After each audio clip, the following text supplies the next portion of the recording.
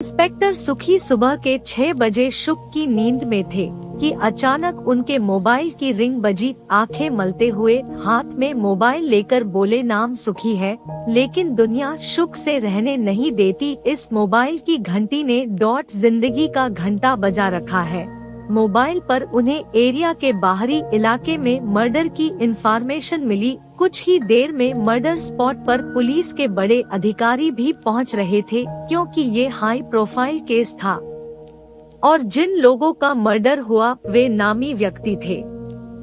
आम व्यक्ति और नामी व्यक्ति की सुख सुविधा, उनकी स्पेशल ट्रीटमेंट में अंतर जिंदा रहते ही नहीं, मौत के बाद भी दिखता है।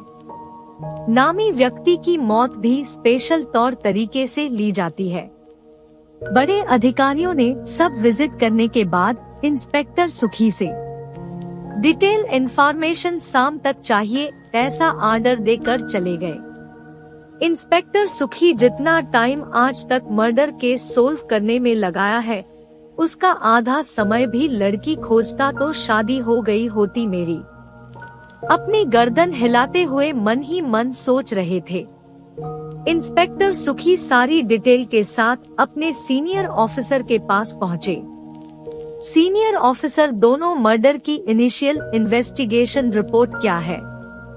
इंस्पेक्टर सुखी, सर, दोनों मर्डर शहर के बाहरी इलाके की बंद पड़ी आइस फैक्ट्री में हुआ है। दोनों के शरीर पर 7 मारपीट के निशान मिले हैं। दोनों विक्टिम की हत्या एक बड़े से हॉल एक दूसरे के सामने की गई। में कुमार के दोनों हाथ बंधे हुए थे। उनके सीने की पसलियों के बीच में बड़ा घाव था जो गीला था। किसी धारदार बड़े मोटे हथियार से वार किया गया। संभवतः उनका लीवर बुरी तरह डैमेज हुआ है। शर्ट पर खून के साथ काफी पानी के सूखे निशान मिले हैं। हत्या से संबंधित कोई हथियार बरामद नहीं हुआ है। तलाश जारी है। में जलाल की बॉडी फंदे पर लटकी हुई मिली। हाथ पीछे से बंधे हुए थे, मगर उन्हें फंदे पर जबरदस्ती खींचकर लटकाया नहीं गया। न ही फंदा एक झटके में उनकी गर्दन में कसा। फंदा धीरे धीरे कसा क्योंकि उनकी गर्दन पर रस्सी के रगड़ के काफी निशान हैं। उनकी बॉडी जमीन से लगभग 15 से 20 इंच ऊपर लटकी थी। बॉडी के नीचे जमीन पर काफी पानी फैला था। वहाँ कोई स्टूल या सामान नहीं मिला जिस पर उन्हें खड़ा कर उसे खींच लिया गया हो। हॉल खाली था, कोई सामान नहीं था। में जलाल के शरीर पर कपड़े और पैरों में जूते थे। जमीन पर पुरानी धूल जमी हुई थी जिस पर कातिल और दोनों विक्टिम के पैरों के निशान थे। उन दोनों का मर्डर क्यों हुआ और कैसे हुआ ये अभी मिस्ट्री है। सीनियर ऑफिसर, 2 दिन के अंदर investigation detail report, postmortem report मेरी तबल पर होना चाहिए। कातिल का पता जल्द से जल्द लगाओ। ऊपर से बहुत प्रेशर है इस हत्याकांड को सुलझाने का। मीडिया ने पुलिस महकमे की किरकिरी कर रखी है। इंस्पेक्टर सुख ने अपनी जांच शुरू की ही थी कि शहर से कुछ दूर एक और नामी व्यक्ति में रॉबर्ट के फार्म हाउस में आग लगने की सूचना मिली। पुलिस पहुंची। जिस रूम में आग लगी थी उसका दरवाजा अंदर से बंद था।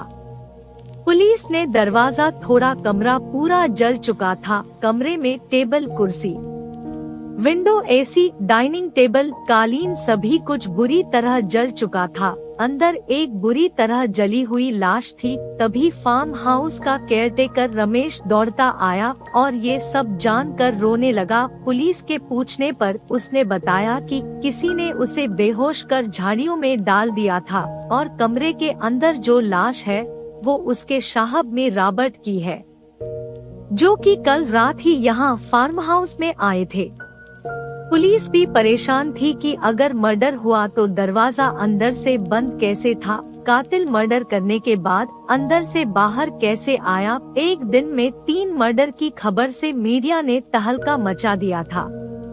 इंस्पेक्टर सुख, जब जहां जैसे लंका लगनी होती है तो लग ही जाती है। लंका की लंका लगने से तो रावण भी बचा नहीं पाया था। अपनी गर्दन हिलाते हुए सोच रहा थे। इंस्पेक्टर सुख अपनी टीम लेकर इन्वेस्टिगेशन में लग गए थे। मगर कोई लीड नहीं मिल रही थी। सीसीटीवी में एक व्यक्ति की शिनाख्त हुई, उसका मुंह ढका हुआ था, उसके बारे में कोई लीड नहीं मिल रही थी। पुलिस को खबर मिली कि उन्हें जिस हत्यारे की तलाश है उसे कुछ गैंग भी ढूंढ रहे थे, लेकिन गैंग इस मामले में क्यों इन्वॉल्व है और उन्हें कातिल से क्या लेना देना है, इसकी कोई खबर नहीं थी। मीडिया में हर रोज एक दिन में 3 कत्ल। एक जल्लाद शहर में खुला घूम रहा है। पुलिस उस जल्लाद को पकड़ने में नाकाम। मीडिया ने उस कातिल को जल्लाद का नाम दे दिया था। इंस्पेक्टर सुखी इन्वेस्टिगेशन में आगे नहीं बढ़ पा रहे थे। सिपाही पोस्टमार्टम रिपोर्ट लेकर आया।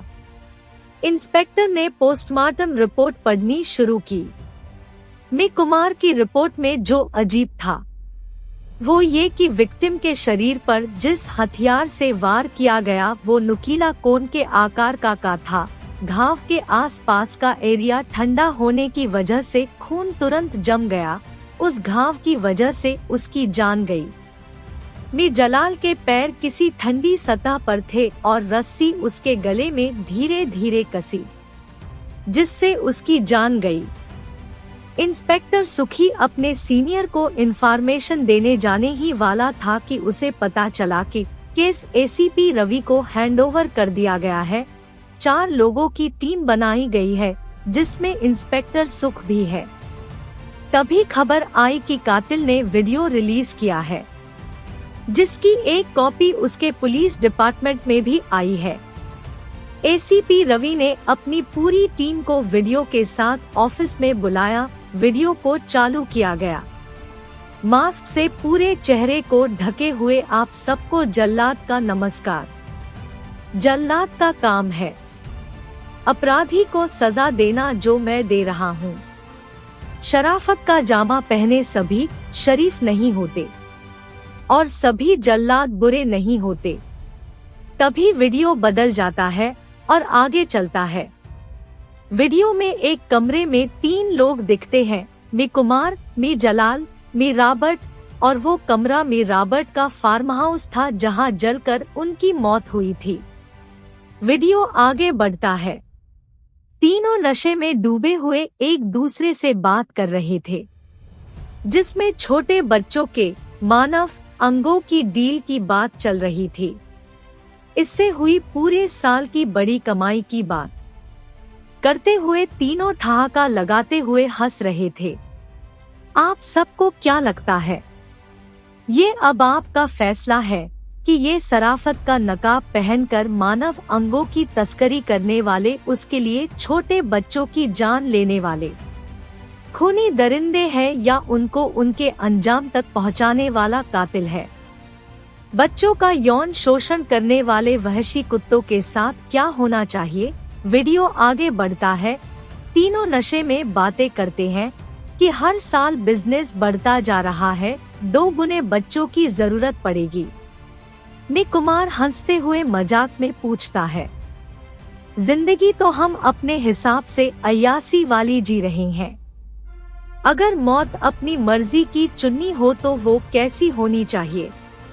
मैं नॉर्मल मौसम में बर्फ पर खड़े होकर मर जाऊं।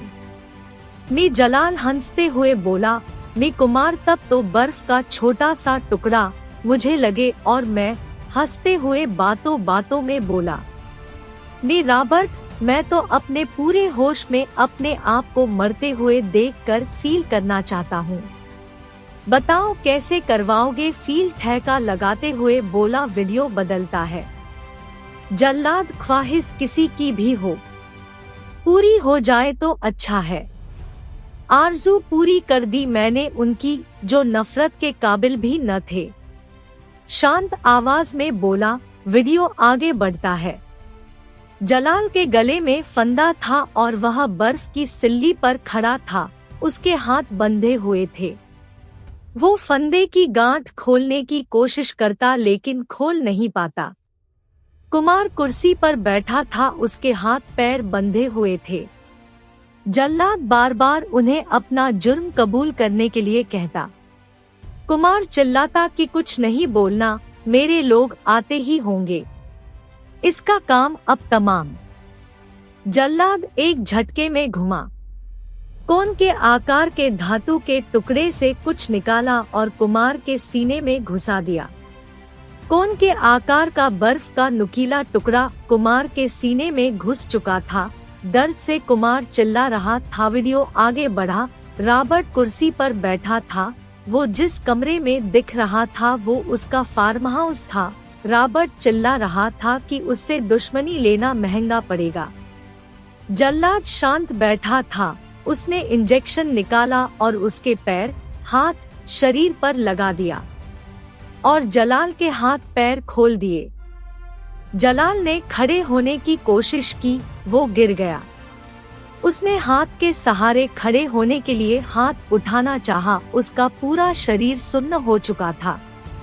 वो सिर्फ देख बोल सुन सकता था। वो चिल्लाने लगा कि तुमने मेरे साथ क्या किया, मैं तुम्हें जान से मार दूंगा। जल्लाद को इसका कोई असर नहीं पड़ा। वो पूरे कमरे में पानी जैसा कुछ तरल डालता रहा और कुछ रॉबर्ट के शरीर पर भी डाल दिया। अगले पल कमरे में आग लगी हुई थी। रॉबर्ट के हाथ पैर जल रहे थे। वो हिल भी नहीं पा रहा था। अपने आप को जलते हुए देखना और मौत को करीब से महसूस करने का डर इतना था कि उसकी आवाज भी निकलना भी बंद हो गई। गर्दन के नीचे का शरीर जल रहा था। रॉबर्ट दहशत से भरी आंखों से खुद को जलते देख रहा था। जल्लाद कमरे के टॉयलेट में जाता है और वहां की खुली खिड़की से बाहर जाकर खिड़की की ग्रिल को फिर से बड़ी सावधानी से पेच से कस देता है। खिड़की वैसे ही हो जाती है जैसे वो पहले थी। वीडियो आगे बढ़ता है। जल्लाद ये वो दरिंदे हैं जो अनाथालय के अनाथ बच्चों का जिन्हें कोई पूछने वाला नहीं, उनका अपहरण कर उनके अंगों का सौदा कर उन्हें मार देते थे। जो बच्चे देखने और शरीर में अच्छे होते उन्हें विदेशों में बेच देते, जहां उनका यौन शोषण होता। पसंद आने पर ये कहीं से बच्चे उठा लेते थे। कितने लोगों ने पुलिस कंप्लेन के अलावा अपने बच्चों को अपने दम पर खोजने की कोशिश की। कुछ दिन रोकर सब ऊपर वाले की मर्जी मान कर सो गए। हमारे बच्चे इनका शिकार होते रहे और हम सोते रहे। मैंने अपने दर्द के साथ जीने से इनकार कर दिया। अपनी जिंदगी के 1 साल दिए इन तक पहुंचने के लिए। इन तक पहुंचने में 4 गोलियां लगी। 3 बार ये मेरे बनाए ट्रैप में फंसने से बच गए। लगा मैं हार जाऊंगा, लेकिन हार नहीं मानी। मैं कौन हूँ ये जानने के लिए कई गैंग मेरे पीछे लगी, लेकिन इनको इनके अंजाम तक पहुंचा दिया। इनके गैंग के बीच की लिंक तोड़ दी, लेकिन इनके बड़े आका अभी भी घूम रहे हैं, लेकिन वो बचेंगे नहीं। मेरा अगला शिकार जल्द ही मिलेगा आपको। तभी पुलिस को खबर मिलती है कि मिप्रीत की कार का एक्सीडेंट हो गया है। कार ब्रिज से नीचे नदी में गिर गई है। कार में 2 लोग सवार थे। कार को नदी से निकाला गया। कार में सिर्फ मिप्रीत की डेड बॉडी थी जो जली हुई थी, लेकिन वहां मौजूद लोगों ने बताया कि कार गिरने से पहले मिप्रीत सही सलामत थे। तो पानी के अंदर प्रीत की बॉडी कैसे जल गई? Mystery continue. Thank you for watching. Please like, subscribe and share.